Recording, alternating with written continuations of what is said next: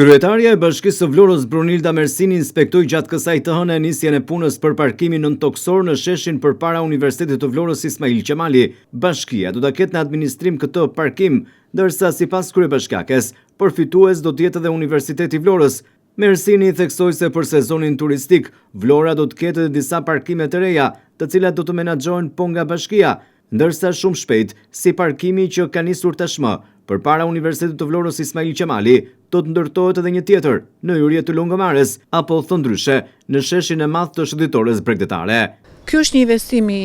qeverisë Rama, që është në administrimin e fondit, por lajmi i mirë është që bashkia do ta ketë së bashku me fondin e administrim dhe marrëveshja ka një pikë shumë të rëndësishme që dhe universiteti në gjithë administrimin do të ketë një lloj tarife më të ulës se të tjerët, pra është pikë e marrëveshjes dhe kjo. Dhe fokusi nuk ka qenë vetëm parkimi që i shërben shumë qytetit, jo vetëm ky parkim, por ne së shpejti lançojmë 4 parkime të cilat do të i nështrohen tarifimit, siç ju e keni ditur nga vendimi i Këshillit Bashkiak, pra fusha e stadiumit Flamurtari, është pas hotel, le të themi, zona e bizneseve ku ne themi të hotel Duka, po kështu plazhi i vjetër që ka një fushë, edhe të tëra këto fusha do të administrohen së bashku me fushën e marinës nëpërmjet një tarifimi dhe do të shërbejnë qytetit të Vlorës si pika shumë të rëndësishme për parkimin për sezonin turistik. Së shpejti ne fillojmë dhe në fillim të Lungëmarrës një parkim po nëntoksor, që aty do të ketë mbi 250 vende parkimi. Dhe jemi duke bërë një master plan për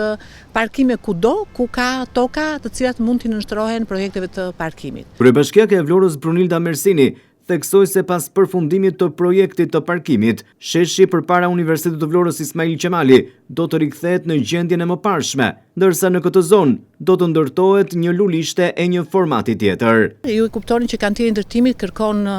një gjatësi dhe një gjerësi, pra një sipërfaqe më të madhe se sa ku janë themelet e parkimit. E gjithë kjo zona do të ketë një lulishte po kështu siç ka qenë, do të jetë një lulishte tjetër, një formati tjetër pa diskutim. Dhe do të jetë në administrimin e bashkisë, do të jetë përpara universitetit. Kryebashkiake e Vlorës tha se në këtë periudhë po i kushtohet rëndësi edhe i gjelbërimit në zona të tjera, ku pemët që po hiqen nga lulishtja pranë universitetit po shpërndahen në disa zona të tjera. Ndërsa në teritorin pranë Universitetit të Vlorës Ismail Qemali, kur të përfundoj parkimi madh publik, do të ketë një lulishte model.